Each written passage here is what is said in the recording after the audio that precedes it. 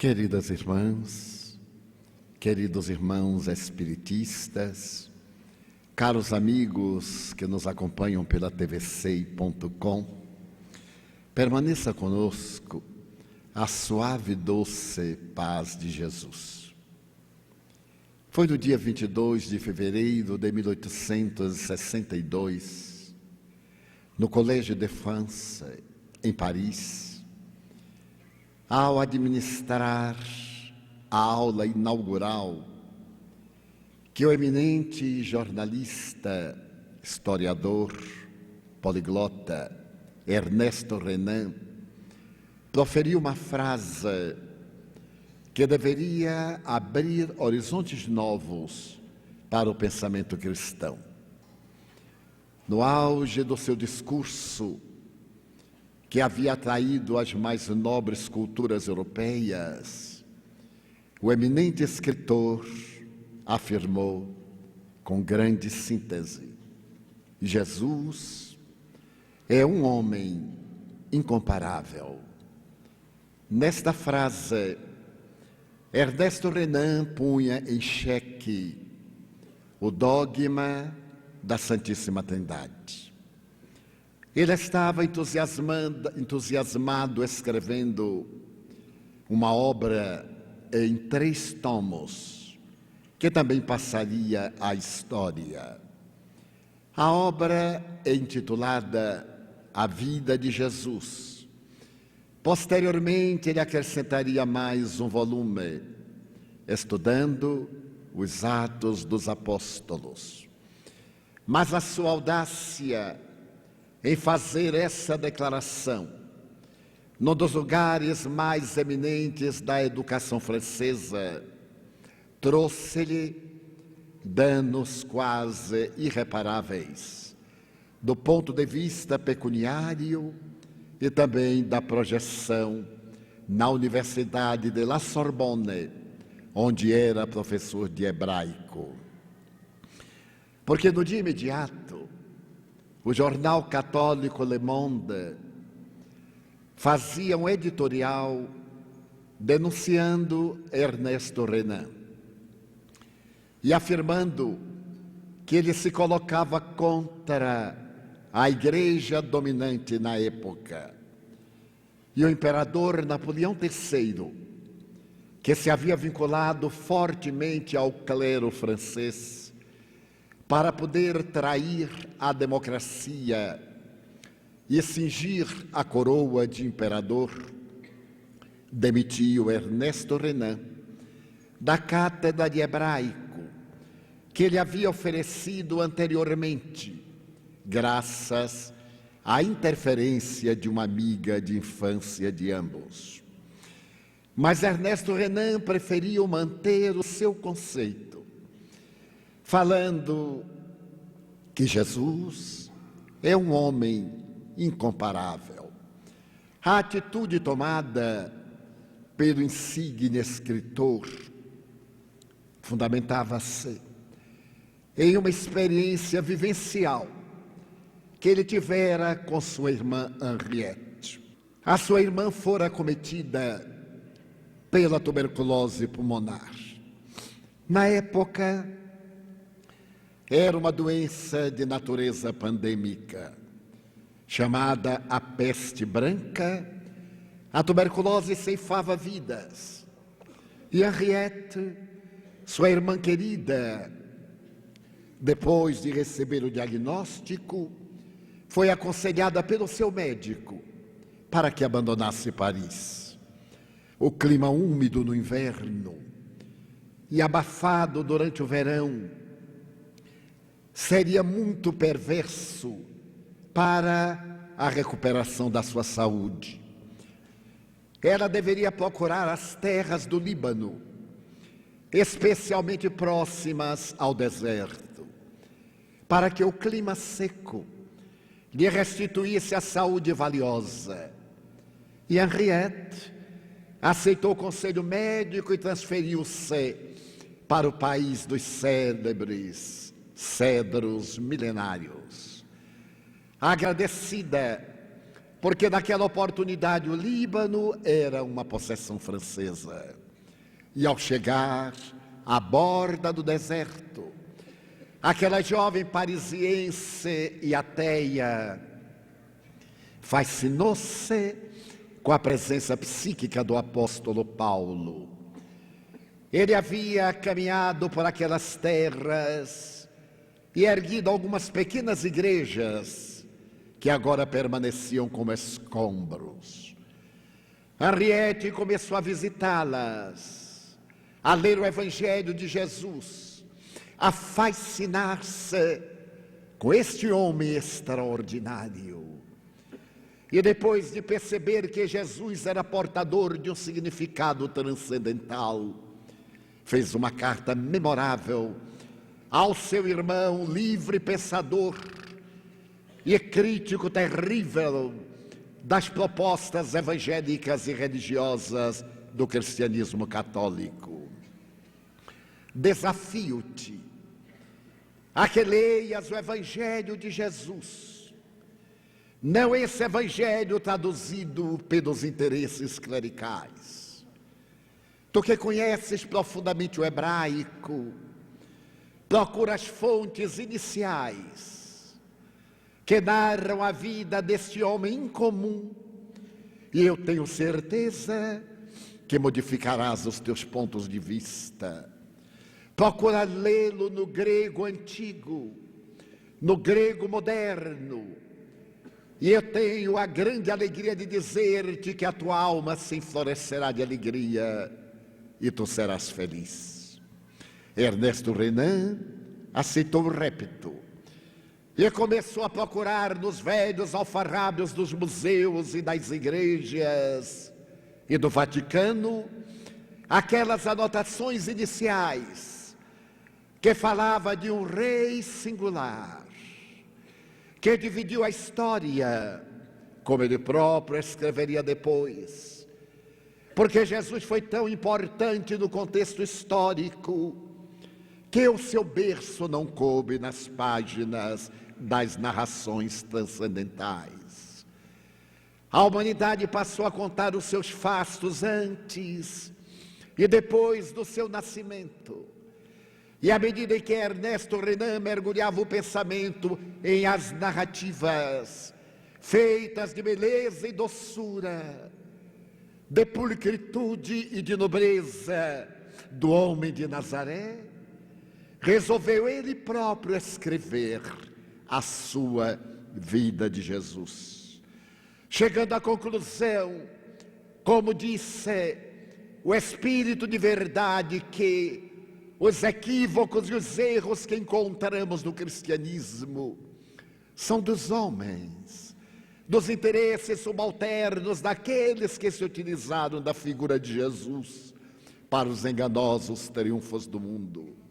E foi por essa razão que naquele já recuado 22 de fevereiro de 1862, ele atreveu-se a dizer que Jesus é um homem incomparável.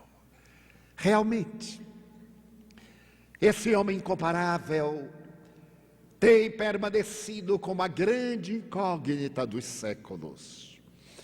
A personalidade mais biografada da humanidade é Napoleão Bonaparte. A seu respeito já foram escritas mais de 250 mil biografias. Jesus ultrapassa-o. Nas anotações da Biblioteca de Washington, assevera-se que mais de 500 mil biografias tentam referir-se e narrar a existência do homem de Nazaré. É claro que nem todas favoráveis, algumas estranhas.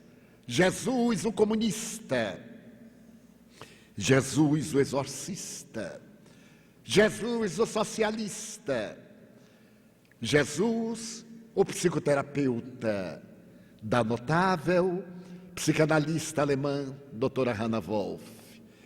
Mas a grande verdade é que Jesus mudou o destino da humanidade. e a terra depois dele nunca mais foi a mesma. No entanto, esse homem de Nazaré é tão paradoxal que a maioria das coisas que se escrevem a seu respeito apresentam-se tão contraditórias. Qual ocorre com a data do seu nascimento? Celebramos-lo no dia 25 de dezembro, mas as pesquisas históricas demonstram que ele não nasceu nessa data, provavelmente entre os dias 6 e 8 de abril. Mas por que a sua data aniversária está colocada no dia 25 de dezembro? Porque à medida em que o cristianismo expandiu-se no Império Romano, aqueles primeiros cristãos, atormentados ante ainda as heranças do paganismo, desejaram retirar da história a memória das grandes Saturnais, que eram celebradas entre 21 a 25 de dezembro, também chamada Festa dos Escravos, que corresponde hoje ao Carnaval da Bahia e do Recife e do Rio de Janeiro, em que o deboche, a sensualidade, a promiscuidade, a perda da dignidade humana atingem os índices mais elevados. A única maneira de apagar essa mancha da história seria trazer a data do nascimento de Jesus para aquele momento do solstício, o dia mais curto do inverno europeu, o dia 25 de dezembro, portanto, solstício de inverno.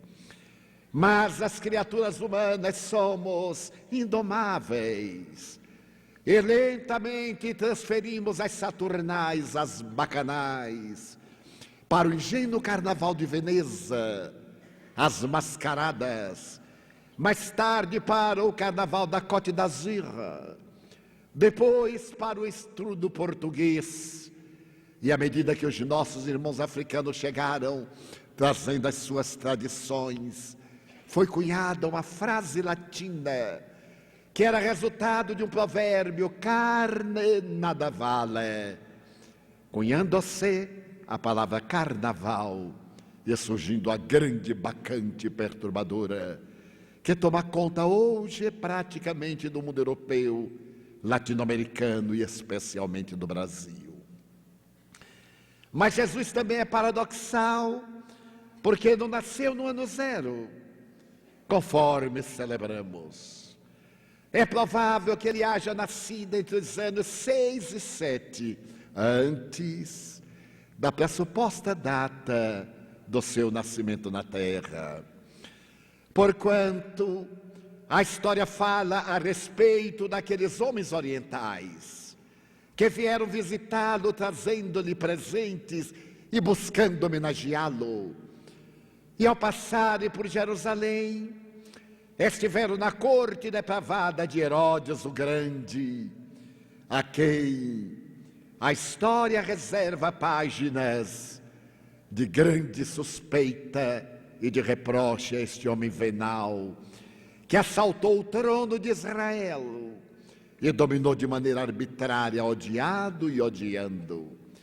Giovanni Papini, na sua vida de Jesus, consegue realizar um retrato biográfico desse Herodes o Grande, homicida, que mandou matar os seus próprios filhos para que ele não tomasse o poder.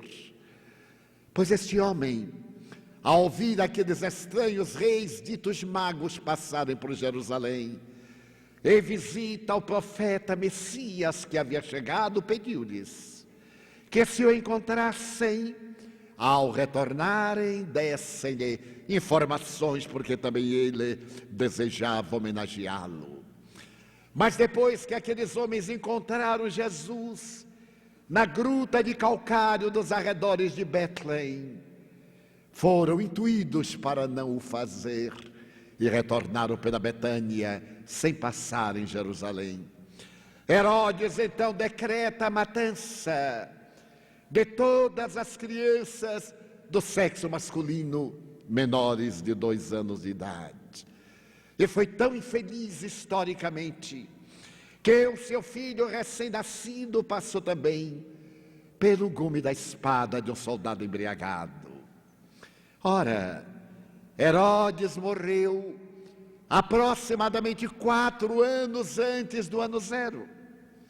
Se Jesus já havia nascido, é óbvio que a data do seu nascimento ocorreu entre 6 e 7 do ano zero, a que nos referimos como a celebrada ocasião do nascimento de Jesus. Mas ele também é tão paradoxal que o seu nome não consta em as narrativas dos historiadores da antiguidade. Isto é, ele é apontado ligeiramente por Flávio Joséfo, quando escreve que no ano 62, Tiago, o irmão de Jesus, o Cristo, foi degolado em Jerusalém. É uma referência histórica muito pobre para o homem que dividiu a história. Mais tarde, Flávio Joséfo terá a ocasião de referir-se a ele por segunda vez, quando escreve a respeito das tradições do povo hebreu, citando os espetáculos que eram realizados nas catacumbas por aqueles que homenageavam alguém que teve a sua vida despedaçada da cruz por Herodes, por Pilatos, Herodes Antipas, por Pilatos, que estava a soldo de Roma. A terceira vez em que ele é citado é por Tácito, que se refere àqueles que o seguem, em uma carta memorável que ele faz ao imperador, contando daqueles que se reuniam nas catacumbas e elogiavam a vida daquele homem que morrera em Jerusalém.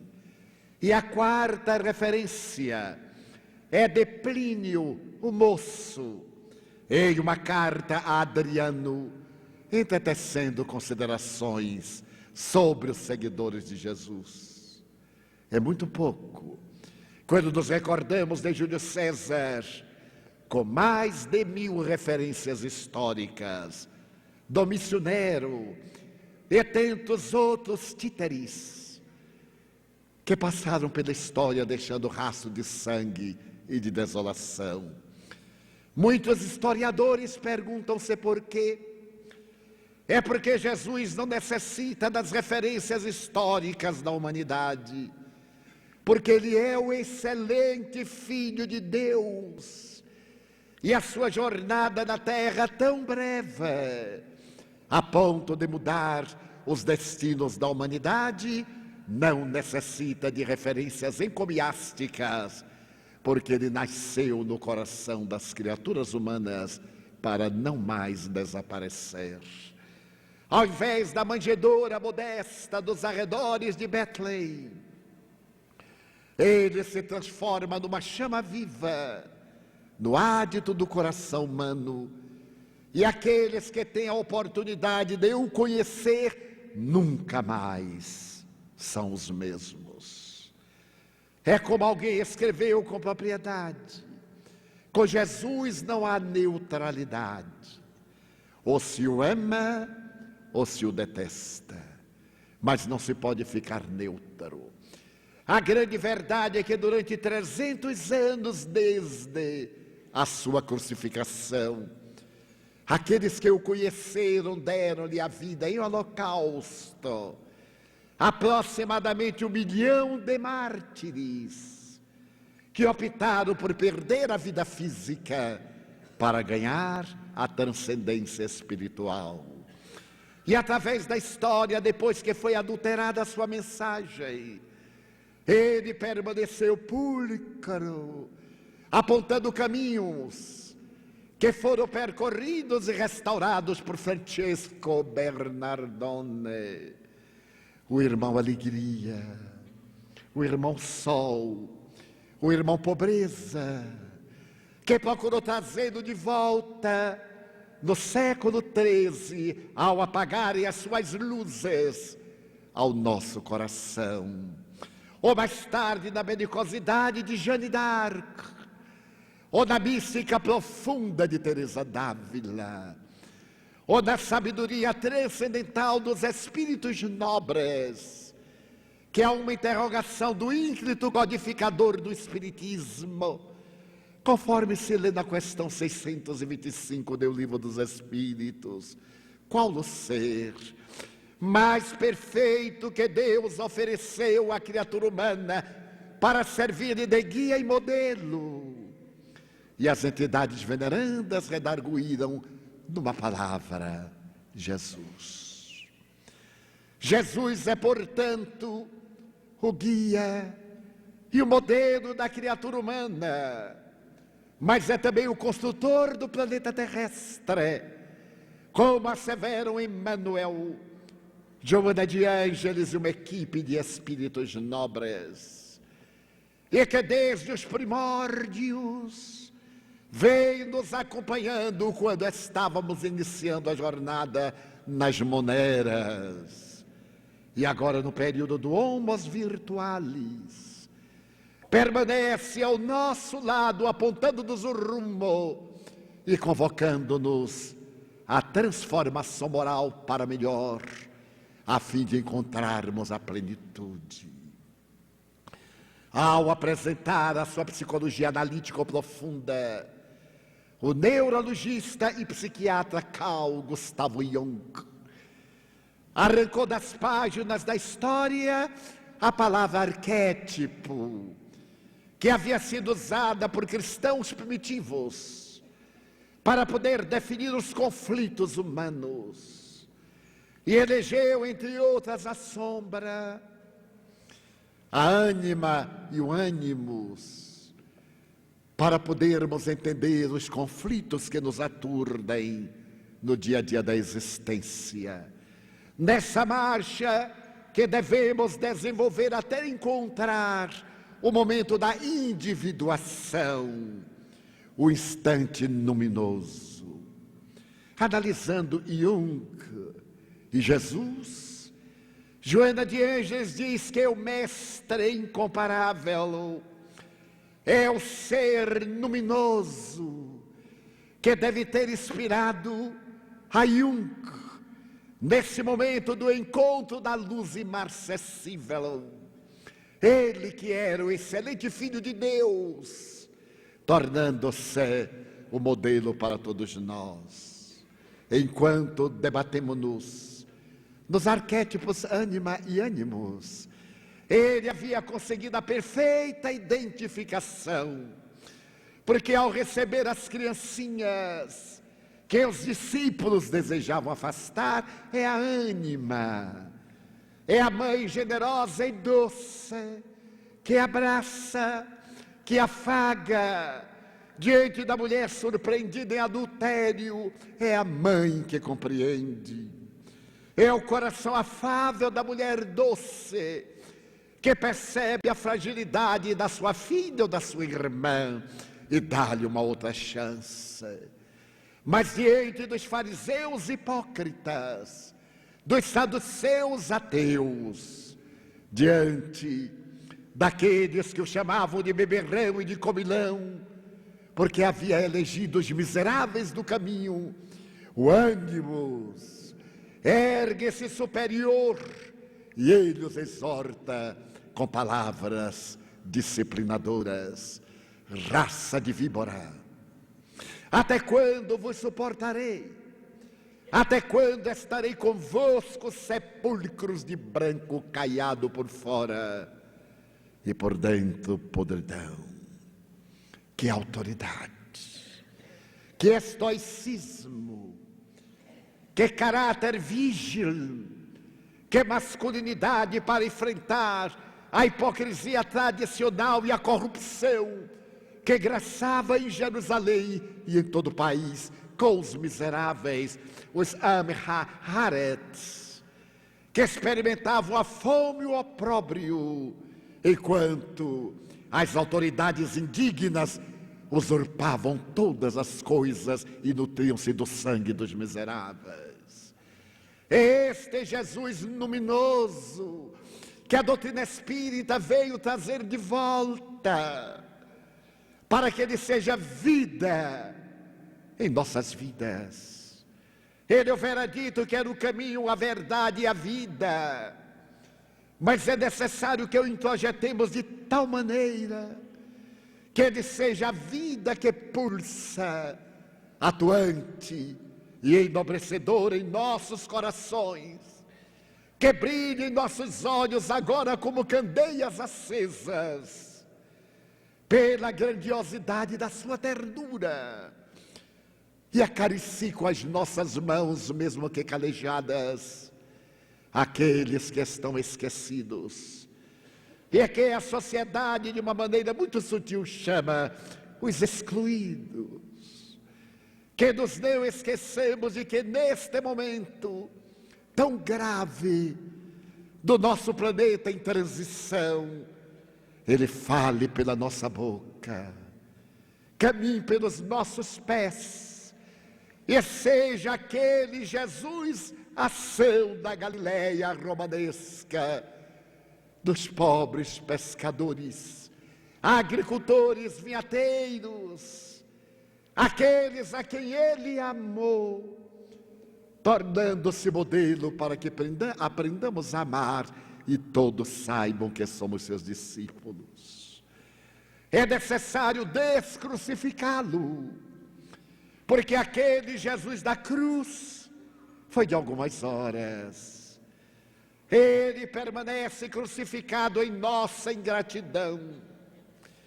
A sua semana da paixão alargou-se depois de Constantino em séculos de angústia por acompanhar a nossa deserção, a nossa fragilidade, que não tem coragem de romper com os laços que nos atam à retaguarda para poder segui-lo, vivendo-lhe os ensinamentos libertadores. Hoje, quando a sociedade atingiu os mais altos níveis de ciência e de tecnologia e os mais baixos níveis do amor, é necessário que a ética moral do Evangelho, na boca do educador por excelência, erga-nos do caos ao qual nos atiramos, para poder restaurar em todo o planeta terrestre, lentamente que seja, aquela paz que ele dá e que foi arrebentada desde quando nós transformamos a sua doutrina em azorrague, instrumento de perversão e de domínio, que a nossa ignorância e temeridade ainda teimam pelo repetir. Hoje é o nosso dia. Ao encerrarmos o 4º Congresso da USA, que elegeu a figura de Jesus como modelo de amor e de educação, saiamos daqui levando em reflexões profundas da nossa alma, de tal maneira que o transfiramos em nosso lar, para a nossa prole, para o nosso parceiro, e que no local nosso de trabalho implantemos a nova ordem, a ordem do amor. Nós já vivemos a guerra, já direcionamos a traição, o engodo, a mentira, o crime. Só nos falta uma alternativa: experienciarmos o amor. Esse amor dúlcido e ardoroso, porém que não conive com o crime e não silencia diante da aberração. Esse amor que prefere perder os interesses imediatos para manter a paz. Este é o amor de Jesus, que ele nos oferece em forma de paz.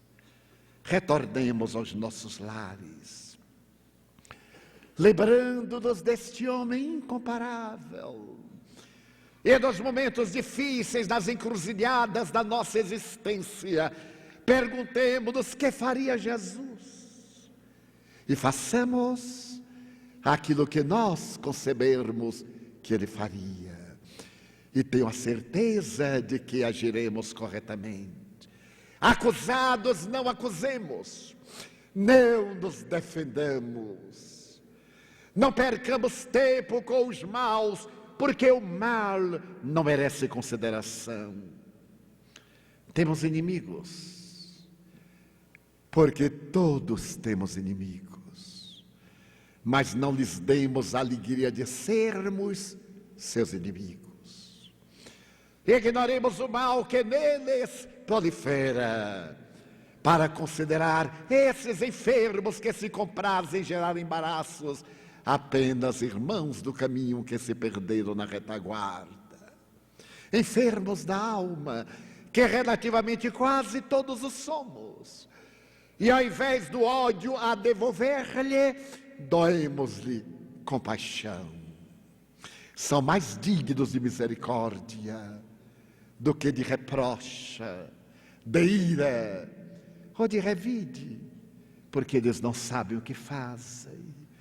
Esse modelo nos demonstrou quando bradou na cruz, naquele momento em que a tarde se fez noite e a terra tremeu, rasgando no santuário de Jerusalém a imensa cortina que ocultava as alianças sagradas de Israel.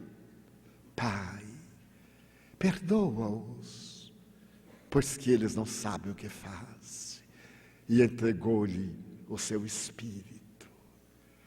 É este Jesus, que não necessita de tapetes vermelhos, nem de gemas preciosas, para ser homenageado, que espera somente que façamos a outrem o que desejarmos que outrem nos faça, e que de alguma forma sejamos a sua carta viva, para que possam lê-lo no que está escrito em nosso coração.